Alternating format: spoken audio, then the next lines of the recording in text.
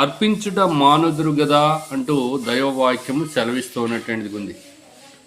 అంటే ఇక్కడ బలులు, అర్పణలు, శుద్ధీకరణ ఆచారములు ఇవన్నీ కూడా మనం ప్రతి ఏటేటా చేస్తూ ఉన్నటువంటి వారున్నాం.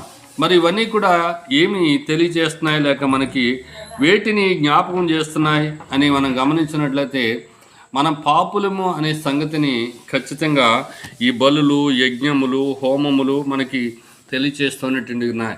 పాప శుద్ధి కొరకు, పాప పరిహారం కొరకు రకరకాలైనటువంటి పనులను మనమందరము చేస్తూ ఉన్నటువంటి వారు ఉన్నాం. మరి అయితే ఆ బలులను అర్పించుట చేత ప్రతి సంవత్సరం కూడా మనం బలులు అర్పిస్తున్నాము. ఈ బలులను అర్పించుట చేత ఏమవుతుందంటే ఏటేటా పాపములు జ్ఞాపకమునకు వచ్చుచున్నవి. బలి అర్పించినప్పుడల్లా కూడా మనం ఎంత ఘోరమైనటువంటి పాపులము అనే సంగతి ప్రతినిత్యం కూడా మనకి జ్ఞాపకం వస్తూ ఉన్నటువంటిది ఉంది.